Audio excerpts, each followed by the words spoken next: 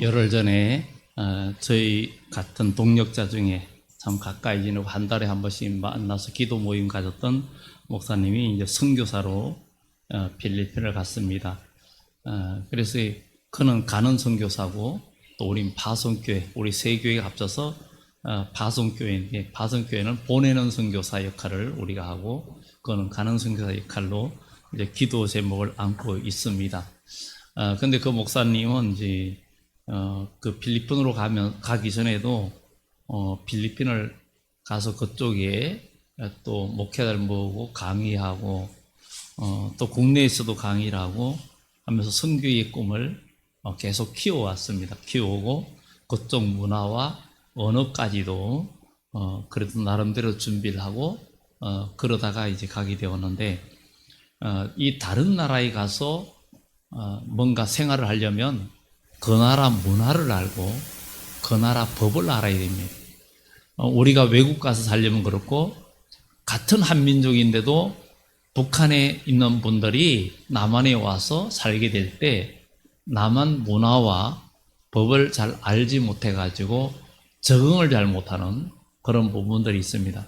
사람은 어느 곳에 있든지 오랫동안 그 다른 곳에 가려면 적응을 해야 됩니다.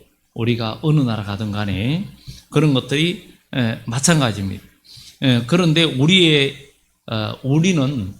그리스도인은 우리의 몸이 세상에 속해 있는데 우리의 영혼은 하나님 나라에 속해 있단 말이죠. 믿음의 사람은 하나님 나라에 속해 있어요.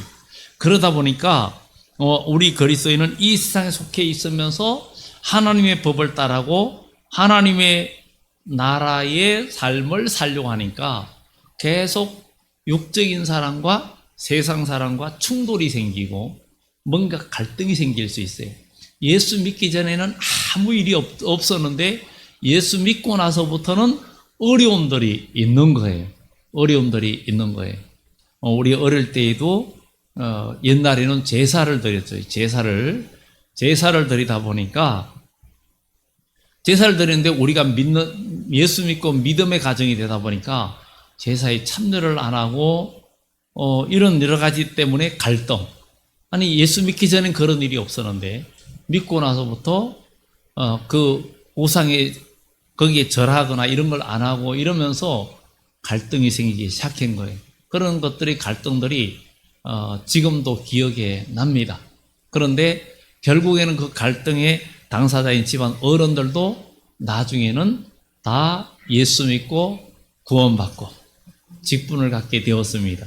그것은 무엇 때문입니까? 바로 우리에게는 엄청난 하늘의 축복의 그 소망이 있기 때문입니다. 오늘도 이 자리에 계신 여러분들, 하나님께서 우리에게 주시는 진정한 복을 알고 우리가 그 복을 향하여, 하나님이 주시는 복을 향하여 방향을 정하고 우리의 발걸음이 진리 안에서 다름질할 수 있는 여러분들 되기를 예수 이름으로 축원합니다. 오늘 예수님께서는 우리가 복음서에는 8가지 복이 나오고 있고 요한계시록에 가서는 7가지의 복이라 이렇게 말을 하고 있습니다. 그러면 우리가 잘 아는 것처럼 이 마태복음 5장에서 7장까지는 이 복음서, 이 마태복음 전체의 핵심장이라고 말할 수 있습니다. 그리고 이 5장의 내용들이 특히 보면은 굉장히 함축적인, 이 내용 속에 뒤에 있는 내용들이 거의 다 들어있다고 말할 수 있을 정도로 함축되어 있습니다. 그러면 여기에서 8가지 복에 대해서 이야기하는데, 예수님께서 무리를 보시고 산에 올라가 앉으시니 제자들이 나온지라.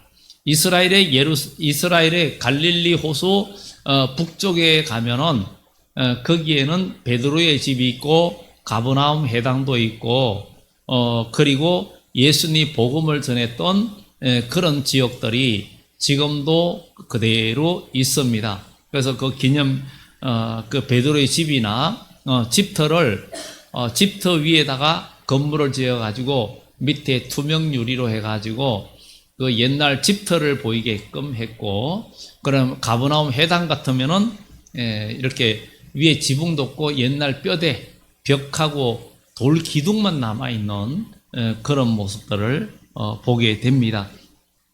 그런데 예수님께서 복음을 전하면서 제자들한테 말씀하는데 8가지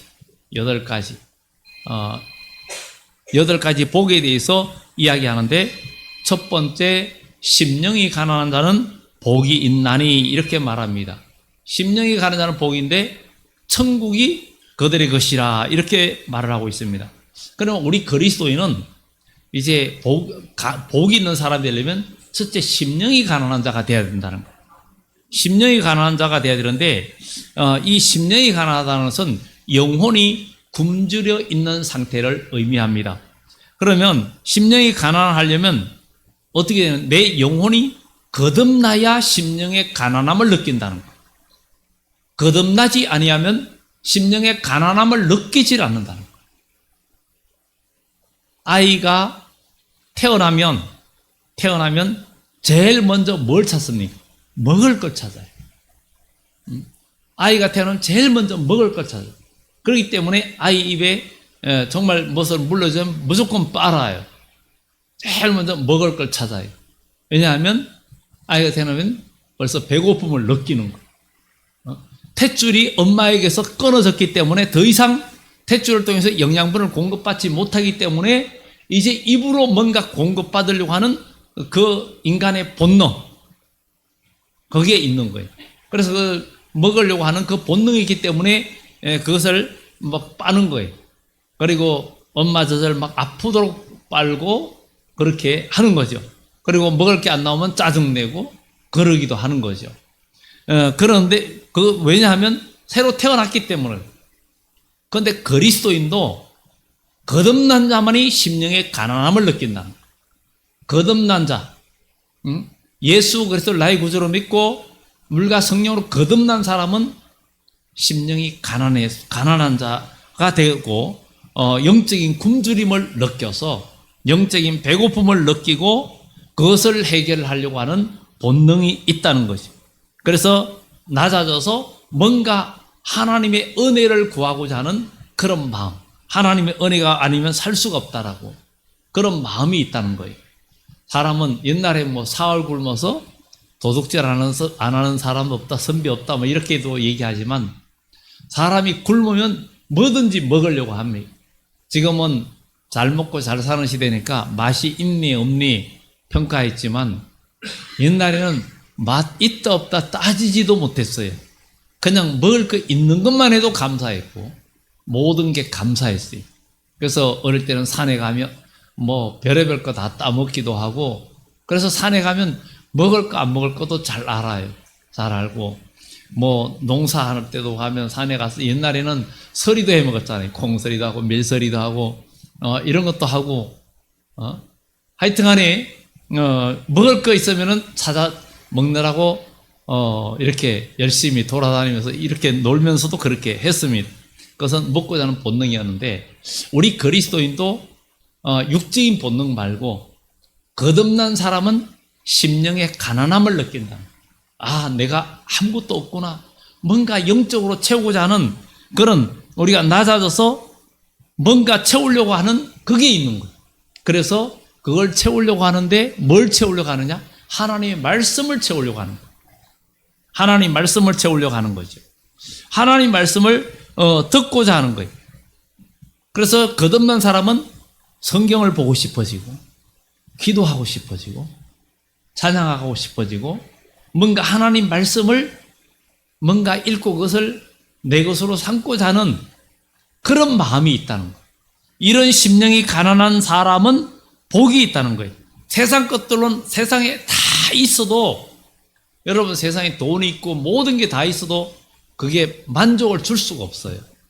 왜냐하면 사람 인생은 정말 젊고 힘이 있을 때 모든 배경이 좋을 때 좋은 거지, 그런 모든 것이 다 끝나고 몸도 병들고 모든 것을 잃어버리면은 아무 낙이 없다 그럽니다. 그런데 거듭난 사람은 이 세상 끝날까지 마음속에 소망이 있고 꿈이 있고 낙이 있습니다. 그것을 우리는 경험하는 그리스도인들이 되어져야 된다는 것이죠. 이 세상에 어떤 것으로 채울 수 없는 그런 마음의 상태, 그래서 하나님의 은혜를 찾게 되고 목마른 사슴이 시냇물을 찾듯이, 아니 왜 하필이면 목마른 사슴이 시냇물을 찾는 얘기합니까? 목마른 사슴이 시냇물을 찾아서 목이 말라서 갈 때 건기에 물가로 가는데 물가에는 맹수들이 기다리고 있어요. 초식동물들이 물 먹으러 오는 걸 이 맹수들이 다 알고 있어요. 사냥하러 따로 안 갑니다. 물가에서 기다리고 있는 거예요. 물가에서 숨어 있는 거예요. 그런데 사슴들이나 이런 것들이 목이 마르면 이젠 죽을 지경이니까 맹수가 있는 걸 알고도 오는 거예요.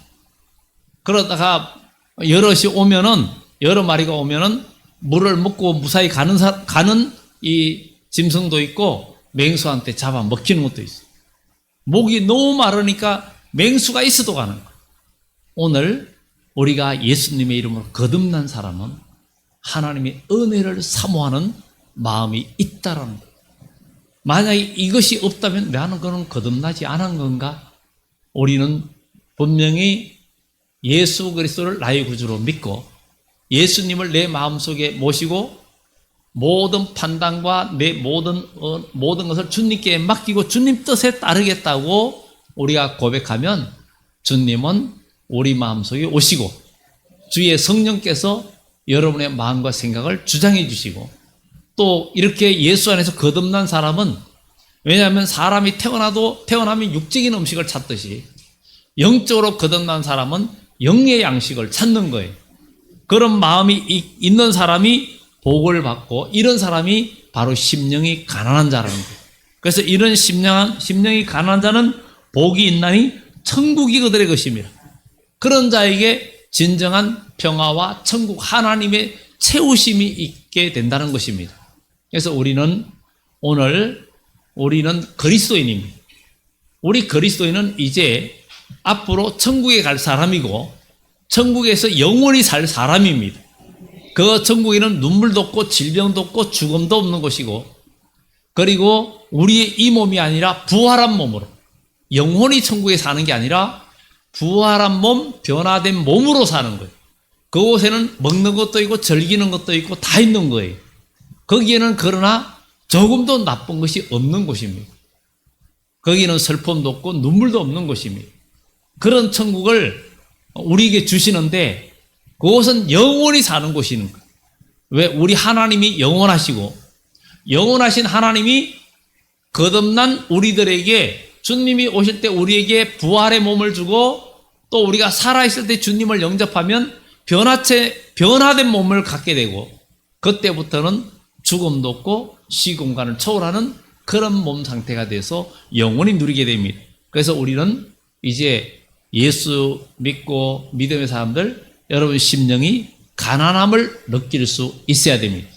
항상 하나님의 은혜를, 생명의 양식을 간구하는 그런 마음의 상태가 되면, 그리고 하나님 앞에 그것 때문에 하나님께만 매달리는 자가 되면 하나님은 반드시 그런 자를 채워주시고 그 가난함에서 만족을 주시는 역사가 일어날 줄 믿습니다. 그리고 애통하는 자가 복이 있다 그랬어요. 심령이 가난한 것을 느꼈어요. 거듭나고 구원받은 사람 가난함을 느꼈어요. 그러니까 그의 마음이 애통하는 거예요. 정말 세상 사람들은 슬퍼하거나 애통하는 것을 복이라고 말하지 않습니다. 복이라고 말하지 않아요. 그런데 성경에는 애통하는 자는 복이 있나니 그들이 위로를 받을 것이며, 세상에는 애통하는 일이 없어야 되는 거예요. 없어야 돼요. 그것은 나쁜 일이 있기 때문에 애통하는 일이에요. 그런데 여기에서 애통하는 자는 복이 있나니 하는 것은 정말 세상에 어려운 일로 애통하는 것은 비극이고 슬픈 일입니다. 그런데 여기서 하나님 앞에서 죄인된 자신의 모습을 깨닫고 자기 죄에 대해서 슬퍼하고 나는 부족하고 이 죄 때문에 하나님의 은혜를 받지도 못하고 죄 때문에 하나님의 복도 받지 못하고 죄 때문에 하나님께서 우리에게 주시는 은혜와 형통함과 축복을 누리지 못하는 그 애통함 때문에 애통하는 자가 되면은 위로해 주신다는 거예요. 그 위로는 그냥 위로가 아니라 진정한 위로는 뭐예요? 하나님의 응답이 있기 때문에 위로가 된다는 거. 야고보서에도 누가 배고프거나 뭐 헐벗고 굶주렸는데 잘 먹고 잘 지내라, 배부르게 지내라, 따뜻하게 지내라 이러면은 그게 위로가 되느냐? 뭔가 네가 도움을 줄 때 진짜 위로가 되는 것이 아니냐? 바로 애통하는 자에게 우리 하나님은 우리에게 위로해 주신다는 것. 그래서 이 우리의 마음이, 우리의 상태가 정말 하나님의 은혜를 간구하는데 우리 삶을 보니까 나는 죄 가운데 있고, 그래서 정말 오라 나는 공고한 자로다 그러죠. 공고한 자로다.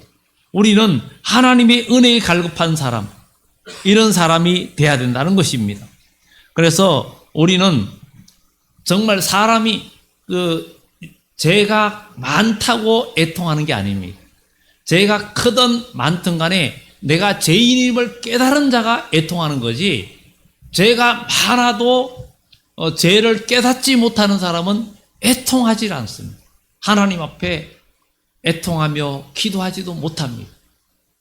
그러나 죄가 적어도 정말 나는 죄인임을 깨닫고 애통하는 사람은 하나님은 그에게 응답해 주시고 위로를 해 주신다는 거예요. 이런 은혜를 우리가 입어야 된다는 거예요. 그래서 우리는 이 단계적인, 그러니까 가장 기본적인 심령이 가난한 자가 가장 기본입니다. 베이스예요. 그리고 그 위에 애통함이 따라올 수 있는 거예요. 심령이 가난하지 않으면 애통함도 이루어질 수가 없는 거예요. 우리는 그래서 하나님의 은혜를 입은 우리 모두, 여러분들은 예수 그리스도로 말미암아 구원받은 그리스도인 걸 우리는 깨달아야 됩니다. 깨닫고 거듭났으면 하나님의 은혜를 사모해야 되는데, 보니까 우리가 너무 부족하고 연약해요. 우리가 죄인이에요.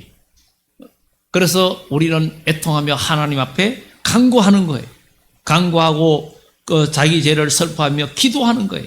그러면 하나님께서 우리에게 위로해 주시고 인도해 주신다는 거예요. 죄인은 이 세상에서 아무도 위로해 주지 않습니다. 죄인들은, 이 세상의 죄인들은 차가운 시선과 비방과 헐뜯음과 이런 것만 받아요. 뭐 나라에서 죄인들 많이 나오잖아요. 그리고 정치인들도 정말 얼마나 많이 욕을 얻어먹습니까? 아마 아무것도 안 먹어도 배부를 거예요. 그만큼 그렇게 얻어먹어요. 근데 이렇게 죄인들을 위로해 주는 자는 없습니다.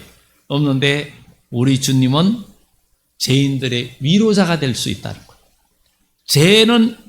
죄는 왜 문제가 되느냐? 죄의 삭선 사망이라고 했어요. 야고보서 1장 13절 이하에 결국은 정말 욕심이 잉태한 적 죄를 낳고 죄가 장성한 적 사망을 낳느니라. 정말 이 죄를 사망으로 이어지는 이 죄에서 해방시켜 줬으니, 사망에서 해방시켜 줬으니 우리는 감사하고, 해방은 되었는데 해방되고 나서 보니까 하나님의 은혜로 살아야 돼. 하나님의 은혜를 갈급해서 찾는 자들이 복이 있고, 나는 죄인이구나. 죄인이다 보니까 하나님의 의를 이룰 수가 없고 뭔가 역사를 이룰 수가 없어요. 그러면 우리는 애통하며 기도할 때 우리 하나님께 채워주시기 때문에 위로를 받을 수가 있는 겁니다. 이런 단계로 우리가 나아가기를 예수 이름으로 축원합니다. 그리고 여기에 세 번째 또 뭐라고 말합니까? 온유한 자는 복이 있나니 그들이 땅을 기업으로 받을 것이며, 이렇게 말합니다. 온유는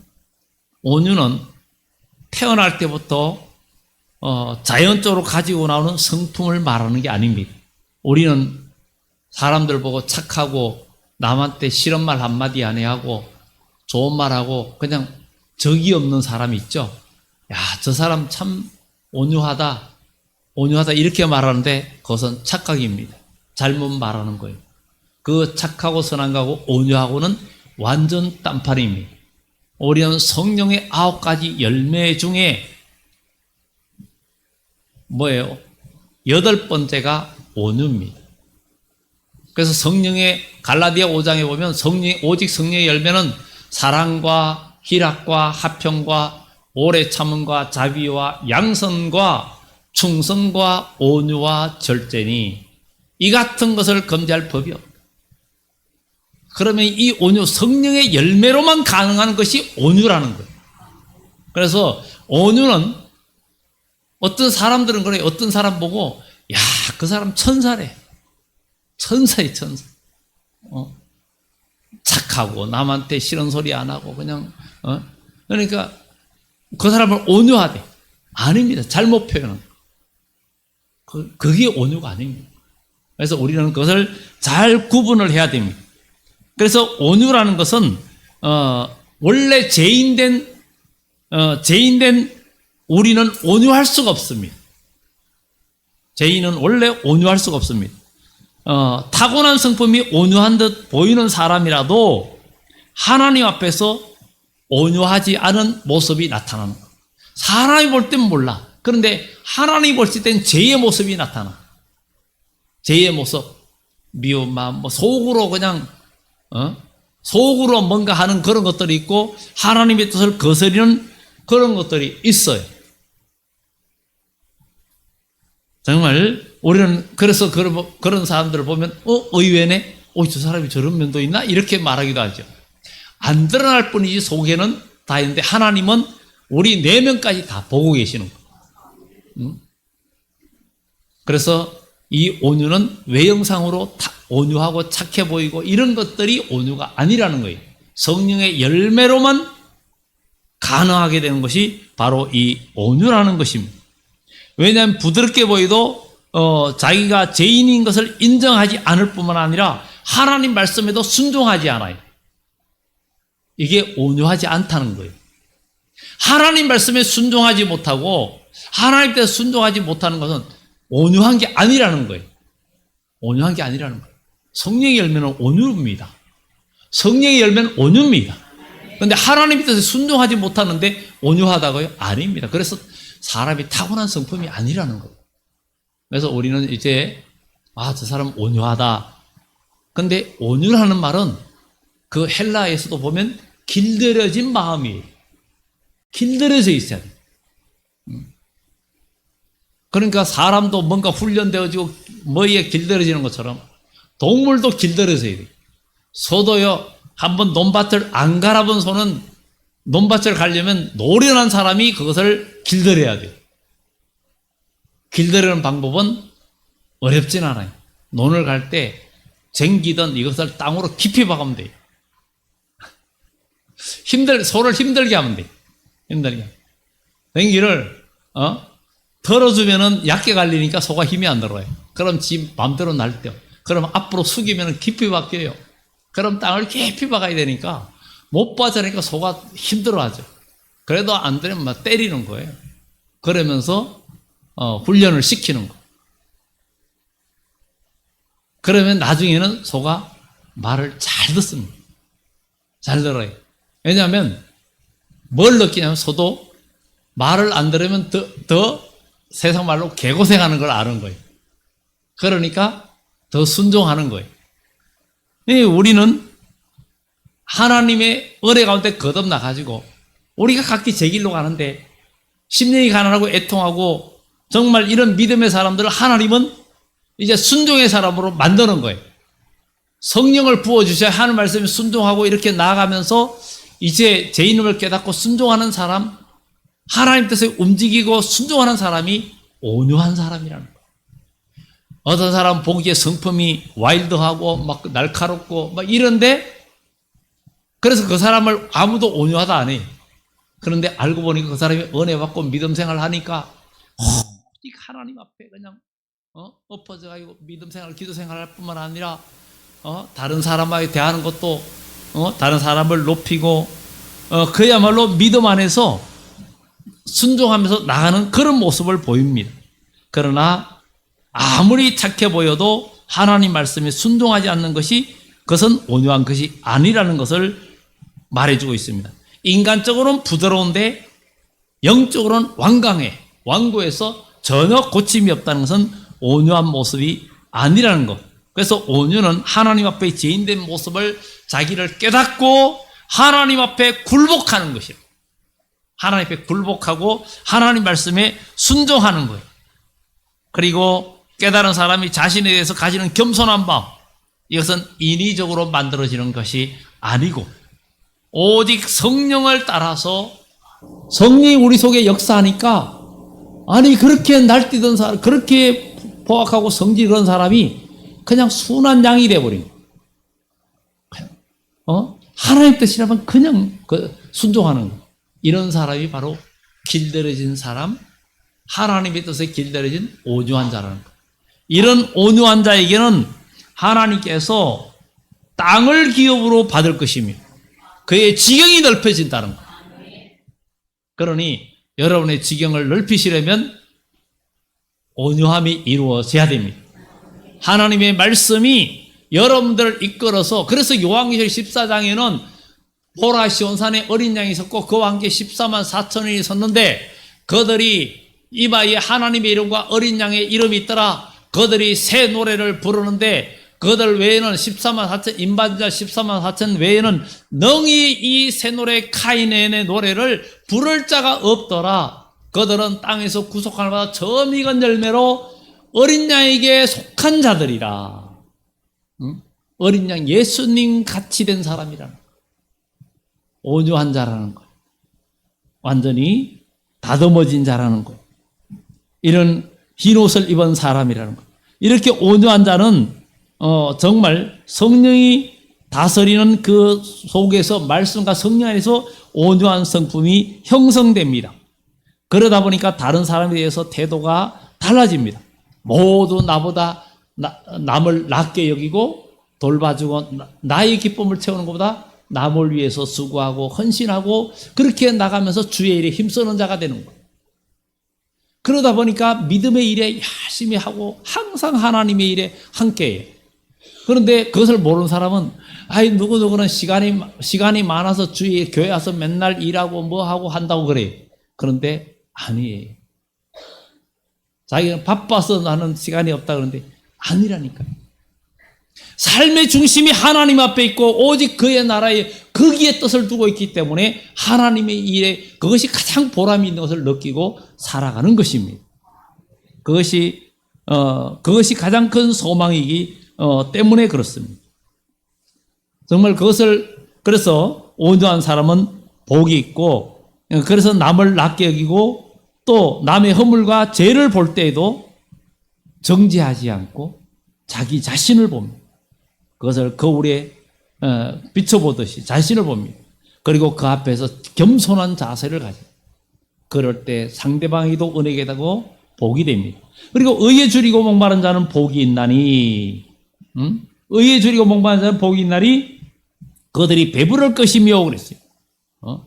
죄인은 십자가의 제삼으로 하나님의 의를 얻을 수가 있습니다. 그럼 의에 줄이고 목마른 자는 어떤 사람입니까? 의에 줄이고 목마른 사람이 어떤 사람입니까? 사람들이 삶을 보면 압니다. 우리가 저도 이렇게 과거에도 청년 때 또 신학교 가기 전에도 소문 받기 전에도 그냥 틈만 나면 성경 보고 교회 기도하라고 하고 또 교회 가서 뭔가 섬길 일이 있으면 섬기고 또 기도원도 기도하러도 가고 그냥 다니면서도 마음속으로 눈은 떴지만 마음속이 기도하면서 하나님 말씀을 생각하고 이런 것들이 마음속에 그것을 가지고 있을 때 하나님의 은혜가 역사했고 그리고 영적인 분별력을 주셨고 하나님의 은혜를 경험했어요. 사람들이 예수 믿는다 하면서 시간만 나면 뭔가 나는 시간에 아이들도 그렇고 시간만 나면 그냥 스마트폰을 보고 뭘 보고 TV를 보고 세상 걸 보면서 거기에 즐거움 찾고 이런 육적인 일에 마음이 계속 가가지고 있는 것은 의에 줄인 게 아니에요. 의에 줄인 것은 뭐냐 이거죠. 대부분 이 세상의 다른 것에 남는 시간을 다른 것으로 채우려고 해요. 그런데 의에 줄이고 목마른 사람은 그렇지 않습니다. 세상 것에 줄이고 목마른 사람은 뭔가 미디어나 이런 걸 통해 재밌는 걸 찾고 아니면 즐거움을 찾고 건강을 찾고 레저를 즐기고 이런 데 시간을 너무 뺏기면서 쫓아다녀요. 그런데 의에 줄이고 목마른 자는 그렇지 않아요. 세상 것은 채우면 채울수록 아무리 채워도 영혼의 갈증은 채울 수가 없습니다. 영혼의 갈증은 채워지질 않아요. 결국은 목마름을 느끼는 거예요. 그런데 반대로 제3이라는 은혜를 경험한 사람은 주님의 의에 줄이고 목말라 합니다. 그래서 주님의 의에 줄이고 목마른 사람은 시냇물 찾듯이 하나님의 은혜를 찾는 거예요. 그러니까 하나님의 은혜를 찾기 때문에 틈만 나면 성경을 보고 기도하고 또 어떻게 하나님 말씀을 사는 거 이런 것을 계속 추구하는 사람은 의에 줄이고 목마른 사람이라고. 이렇게 의에 줄이고 목마른 사람은 복이 있나니 그들은 배부를 것이며 하나님이 채워주신다는 거예요. 이런 마음이 없이 그냥 예배 드리고 가면은 그냥 성경은 그 다음 줄 때 먼지 털고 와야 돼. 먼지 털고 와야 돼. 기도는 기도 훈련도 기도도 안 하니까 그냥 기도하면 맨날 그냥 중언부언하는 기도. 간절해야 진정한 기도도 되고 말씀과 찬양과 모든 것들이 어우러져서 우리의 신앙이 하나님이 기뻐 받으시는 우리의 모든 것이 되어져야 될 줄 믿습니다. 그래서 의에 줄이고 목마른 사람은 정말 하나님 말씀을 사모해서 성경을 읽고 예배 시간을 사모해서 기다리고 시간만 나면 기도하고 그런 싶은 목마름 그리고 봉사하고 그럴 때 뭐가 있냐 하나님의 역사가 따라옵니다. 하나님의 역사가 따르고 거기에서 하나님의 기적이 역사하면서 간증거리들이 따라옵니다. 따라와요. 그리고 하나님께서 모든 일들을 채워주십니다. 우리가 올여름에 참 바쁜 여름을 보냈어요.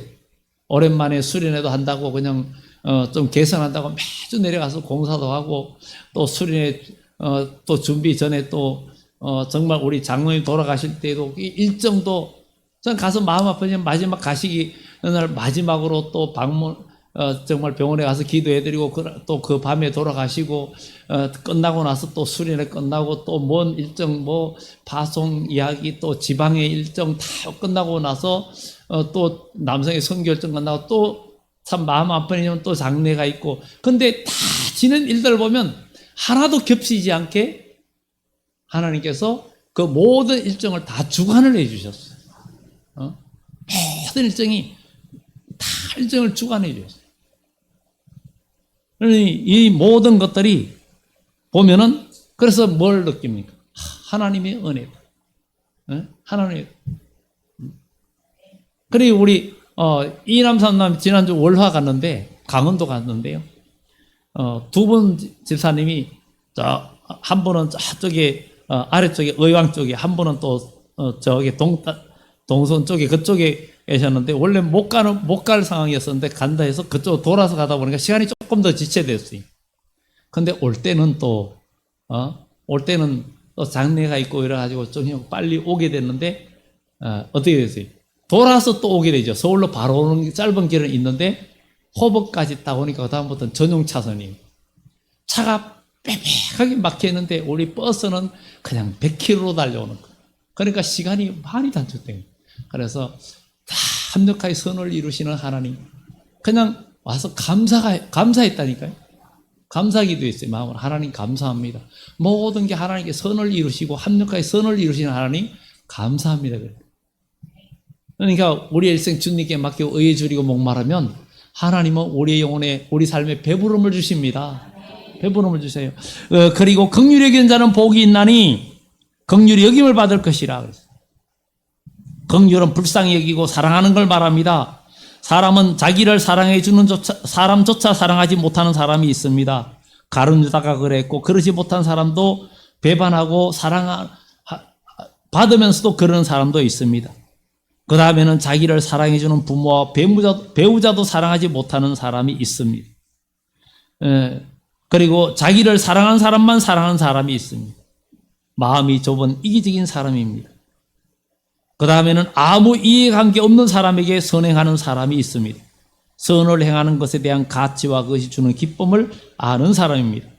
마지막으로 자기에게 해를 끼치는 사람에게도 선을 행하고 사랑하는 사람이 있습니다. 이 사람은 아가파오의 사랑을 하는 사람입니다. 이 사람은 죄인을 사랑하는 예수 그리스도의 그 긍휼하신 마음을 가진 사람입니다. 이런 사람은 복이 있는데 하나님께서 그를 사랑하시고 그를 불쌍히 여긴다는 것. 이런 은혜를 잊기를 예수 이름으로 축원합니다. 마음이 청결한 자는 복이 있나니 하나님을 볼 것이라 그랬습니다. 하나님을. 마음에 거짓이 없는 사람이 마음이 깨끗 청결한 거예요. 그리고 마음에 간사함이 없는 것이 마음이 청결한 거예요. 마음에 어두운 생각이 없는 게 마음이 청결한 거예요. 사람은 겉으로는 웃고 말해도 속에는 다른 생각을 가지고 있는, 그러니까 순수함이 없는. 그래서 예수님께서는 너희는 뱀같이 지혜롭고 비둘기같이 순결하라 그러는데, 아무리 지혜 있고 하나님 말씀을 알아도 순수함, 순결함이 빠지면 마귀라는 거예요. 마귀니라 그랬어요. 그래서 예수님은 요한복음 8장 44절에도 제사장과 바리새인들 아무리 그래도 그 너희들은 마귀다. 너희 아비 마귀에게서 났다. 이렇게 말하는. 그래서 우리는 순수함이 빠지면 마귀가 됩니다. 그래서 뱀같이 지혜롭고 비둘기같이 순결하라 그랬어요. 그래서 우리가 마음이 깨끗해지면 하나님이 보시는 것 같이 같은 눈을 갖게 됩니다. 마음이 청결한 자는 하나님을 볼 것이라 그랬죠. 그 말 뜻에는 하나님과 같은 안목을 갖게 된다는 거예요. 그러면 영적인 분별력이 생깁니까? 안 생깁니까? 사망의 길과 생명의 길을 볼 수 있습니까? 없습니까? 볼 수 있습니다. 어느 것이 길인지, 어느 것이 진리인지, 어느 것이 믿음의 길인지 볼 수 있다는 얘기입니다. 마음이 깨끗해지면, 마음이 청결해지면 보인다는 거예요. 사람이 어두운 생각을 가지면은 아무 말도 안 들리죠. 미운 마음이 생기면 아무리 좋은 것도 나쁘게 보입니다. 그런 것처럼 마음이 청결한 자는 하나님을 볼 것이다. 마음이 오염되면 못 봅니다. 마음이 어두우면 악한 것도 선하고 선한 것도 악하게 봅니다. 이런 상황이 되지 말아야 됩니다. 하나님이 하시는 일을, 이 마음이 어두우면은 믿음의 사람이 믿음의 일을 하는 것도 그냥 꼴 보기 싫은 거예요. 보기 싫고 마음에 안 드는 거예요. 왜? 내 마음에 미움, 분노, 분당, 섭섭함 이런 것들이 마음에 있으면 그 사람이 진실되게 일하는 것도 곱게 안 보입니다. 그러면 하나님을 볼 수가 없고 하나님 뜻을 알 수가 없습니다. 우리 모두 하나님을 볼 수 있는 눈이 열려지길 바랍니다. 이 눈을 보면 하나님이 보시는 하나님을 본다는 것은 우리의 모든 판단도 영적으로 세상을 바로 볼 수 있는 영적인 분별력의 눈을 갖게 된다는 거예요. 그런 사람은 생명길을 가게 되고 사망의 길을 가지 않고 복받는 길을 가게 돼 있다는 거예요. 그래서 우리는 뭐 많이 있지만 그 게하시 엘리사 때에도 도단성이 아람 군대가 에워쌌을 때 종이 일어나가지고 큰일 났습니다. 아람 군대가 에워쌌습니다. 큰일 났습니다. 그러니까 엘리사가 우리와 함께한 군대가 그들보다 더 많다고 기도하면서 그의 눈을 밝게 하니까 그 성에 하나님의 군대가 더 많이 에워싼 것이 보인 거예요. 눈이 열려지니까.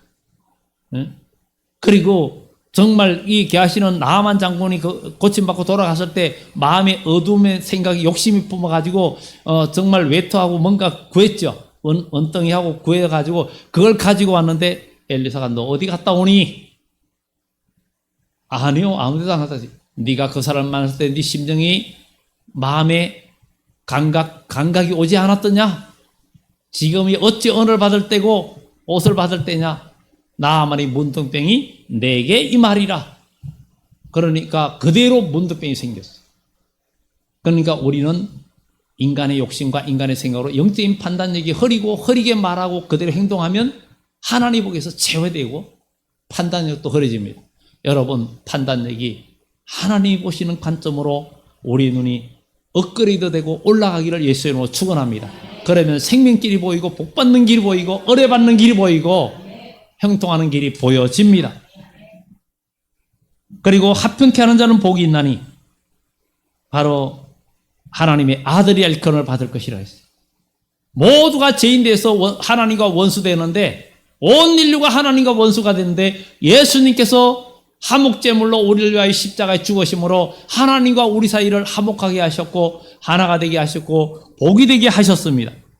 그것처럼 우리도 정말 서로 화목하지 못하는 것은 내 속에 죄악이 있기 때문에 정말 화목제물 대신 예수님 은혜를 입은 사람은 그 사람이 가면은 누가 불평이나 어려운 문제가 있으면은 그냥 동조하거나 동조하고 있는 게 아니라 믿음으로 다 해결을 해줘.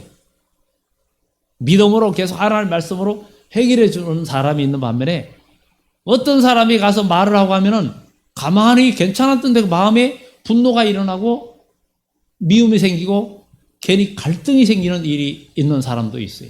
그래서 우리는 항상 이런 것을 보면서 합병케 하는 사람, 그래서 평화의 사람, 예수님은 우리에게 평강을 주시려고 평화롭게 하시는 분이기 때문에 구약의 히브리어로는 샬롬 샬롬, 신약의 헬라어로는 에이레네, 이렇게 우리에게 평강을 주시는 하나님이시고 주님이십니다.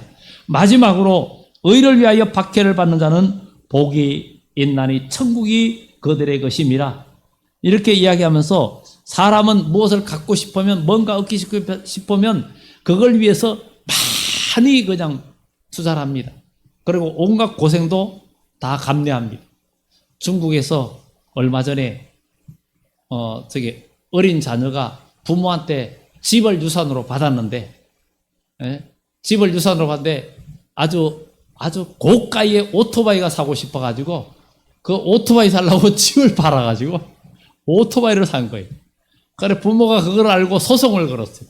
철부지 아이가 18살인데 철부지 아이가 아무것도 모르고 저렇게 집을 팔아서 저걸 샀다고.